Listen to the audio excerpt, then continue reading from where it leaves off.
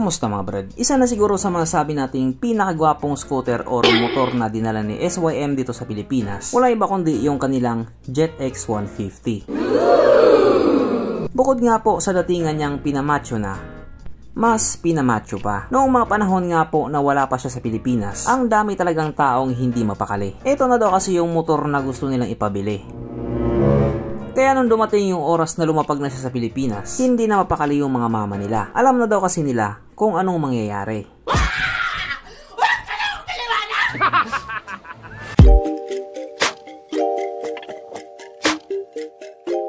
Pero syempre bago tayo magpatuloy, kung bago ka pa lamang napadpad dito sa aking walang kwentang channel, huwag ka na mag-subscribe.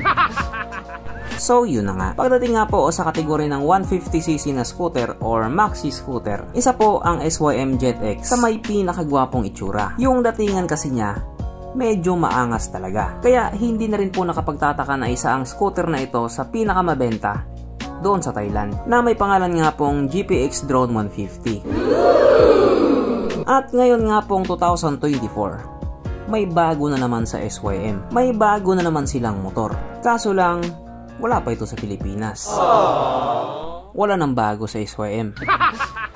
Katulad nga po doon sa SYM JetX 150, napakagwapo din ang motor na ito or scooter na ito. Yung datingan nga po niya, may palag din talaga. At itong motor nga po na tinutukoy ko lang iba kundi ang SYM Jet 14 Evo. Sa mga hindi nga po nakakalam, ito po ang upgraded version or upgraded model na SYM Jet 14. At kapag sinabi nga po ni SYM na mag-upgrade sila, talagang upgrade talaga. Magbabago talagang itsura niya. Hindi katulad yan sa iba. Upgraded na daw sila. Pero ganun pa rin ang itsura. Alam nyo na siguro kung ano yung motor na tinutukoy ko. Kaya dahil dyan, pag-usapan na naman natin kung ano ba meron sa motor na ito at kung gaano nga ba talaga siya kaganda. So ito nga po ang bagong-bagong SYM Jet 14 Evo na mayroong 124.6 cubic centimeter engine displacement, 4-stroke single cylinder, single overhead cam with 4 valves. Ito nga po ay naka Euro 5 compliant na, kaya wala talaga siyang usok. Pero joke lang yun, meron pa din siyang usok pero malinis na. Naka electronic fuel injected at syempre ito po ay naka liquid cooled. Kaya hindi po siya panis sa Honda Click-On 2.5. Pagdating naman po sa kanyang power, ito po ay merong 12.4 horsepower, 8,000 RPM, 11 Nm of torque at 6,000 RPM. Kaso lang dahil nga po kadalabas pa lamang sa motor na ito, wala pa po tayong idea pagdating sa kanyang top speed. Pero for sure mabagal yan dun sa kanila. Bibilis lang yan pag nandito na sa atin. Ang kanyang tangke ay kaya magkarga ng 7.2 liters fuel tank capacity. At wala din tayong idea pagdating sa kanyang fuel consumption. Ang sukat ng kanyang gulong 100 by 90 by 14 sa harap at 120 by 80 by 40 naman sa likuran. Syempre parehas na po itong naka-tubeless. Pagdating naman po sa kanyang braking system, ito po ay naka-disc brake sa harap at disc brake din po sa likuran. At ang malupit nga po dito, parehas po itong may ABS. Naka-dual channel ABS.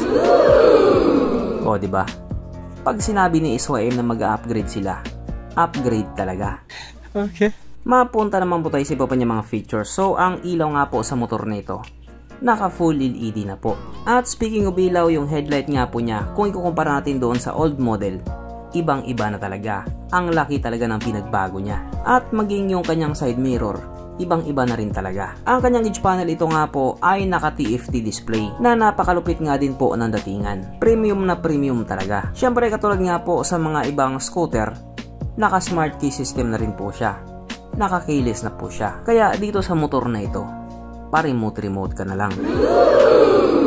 At present nga din po sa motor na ito ang kanyang USB charging port na para kahit saan ka nga po magpunta, hindi ka na mangangamba na baka malobat yung cellphone mo kasi nga manonood ka pa ng Pornhub.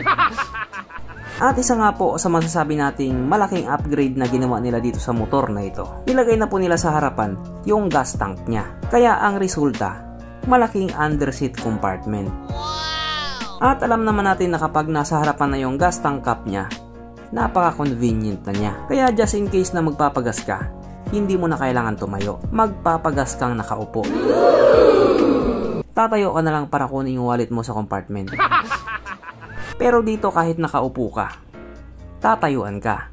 ng balahibo. Sapagkat nandito na nga po tayo sa exciting na part, ang kanyang mga suspension. So sa harapang bahagi nga po, ito ay ginamitan ng telescopic fork. At sa likuran naman, ito po ay gumagamit ng dual shock absorber na ayon nga po sa mga taong nakagamit sa motor na ito, maganda ang bounce.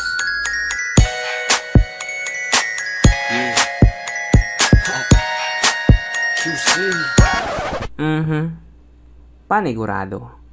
Wala na namang nalungkot. At dahil wala nga pong nalungkot, alamin na po natin kung present nga ba sa motor na ito yung tatlong pinaka-importanting feature. So, una na nga po dito ang kanyang lagayan ng istalyon at kitang-kita naman mga brad. Meron siyang ganun. Meron siyang lagayan ng istalyon. Pangalawa, meron din po siyang sabitan ng pulutan. At oras na nga po para sa ating Red Horse check ang pinaka-importanting feature sa isang motor. At ayon nga po sa aking masusing pag-aanalisa, ang motor na ito ay kayang magkarga ng 2 kahong Red Horse at kasya pa isang kahon sa kanyang underseat compartment.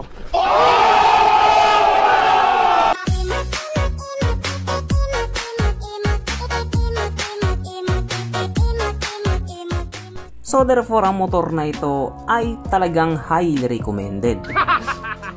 At oo nga pala, meron po itong dalawang bersyon, ang 125cc at ang 200cc. Pero kahit gano'n na nga po ang nangyari, panigurado meron pa rin magsasabi, bakit hindi na lang ginawang 150cc? Sayang, magpapabili pa naman sana ako.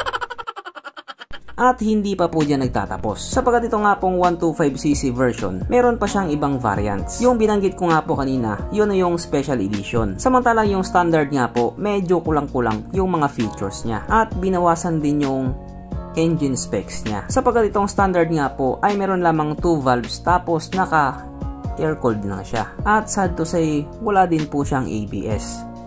Pero nilagyan naman nila ng CBS or yung combi brake system. At isa pa, wala din po siyang lagayan ng istalyon. Oo Brad, tama ka.